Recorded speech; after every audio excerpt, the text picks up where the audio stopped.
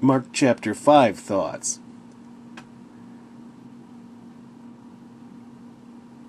I don't even know how to start these things. All right, it starts off with the fellow who came along that was demon-possessed, who lived among the tombs, cut himself, broke chains that were put on him asunder. He was totally out of control. It says in Proverbs, a man that cannot control his spirit is like a city without walls. There's nothing that can protect him. And that's the way it was where this guy had become possessed of the demon. But Jesus could protect him. But you notice that even when Jesus said to him, "Come out of the man, thou unclean spirit," he'd asked him, "What is thy name?" He said unto him, "Legion." But it says, and I went right past it, it says that he had torn him. Where is it? It's kind of tough for me to find these things through the viewfinder. But after Jesus told him to come out of him, where was it? I know I saw it somewhere, but he tore him.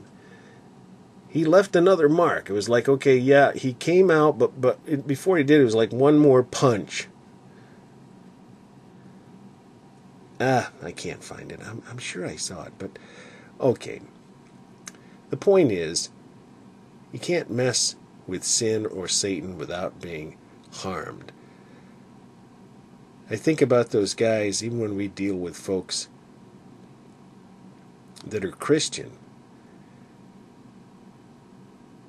If we're not doing it through an act of God and something that God has had us do, we're doing it of our own flesh, and there's going to be a scar left.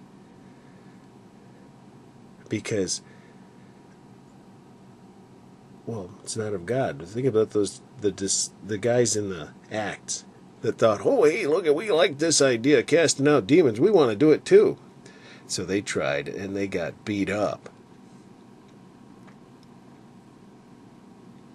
But I always think this is interesting, too. After Jesus casts out the devils, the guys are like, "Hey, let's go see what that's all about." And then it says, they saw that the guy was sitting and clothed in his right mind, and they were afraid. I mean, were they afraid of this guy in the first place when he was a wild lunatic maniac? Doesn't say that they were. Apparently it was like everything was fine until the guy was okay, and then suddenly they were afraid. And then it says, and they began to pray him to depart out of their coasts. They wanted Jesus to leave. I mean, that doesn't make any sense. But then it's great, too, because, those guys wanted him to leave. I don't know if they were like religious type people, probably. Most people think they are religious. Yes, I am religious. Get out of here. I don't want nothing to do with that. But yet the guy who was possessed with a devil prayed him that he might be with him. He wanted Jesus to stay. There's a true example of somebody who has got it right. You want Jesus to stick around. And then you want to tell other people about it. He departed and began to publish it in Decapolis how great things Jesus had done for him.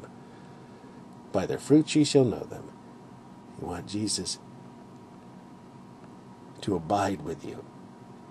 And you want to tell others about him. And then this part where the guy comes to him and asks, "You can make her, that she may be healed and she shall live." The guy knew she was at the point of death. Jesus knew. And once again, Jesus asks questions.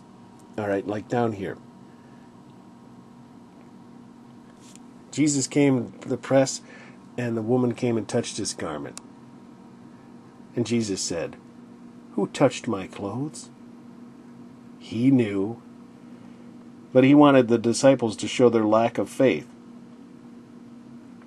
Express the fact that they didn't consider the fact that he knew.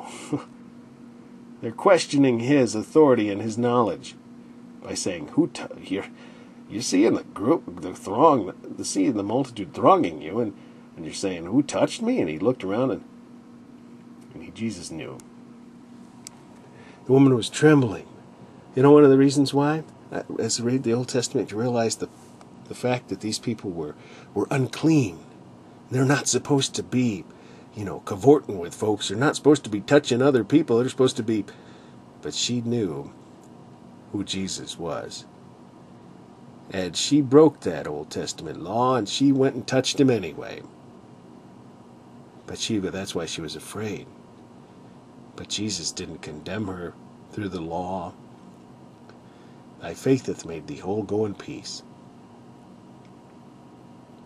And then this part down here where the people laughed at him because he said, why make ye this ado and weep? The damsel is not dead but sleepeth. They laughed him to scorn. Can you imagine? If you have kids, can you imagine your kid dying and then seeing Jesus raise her from the dead?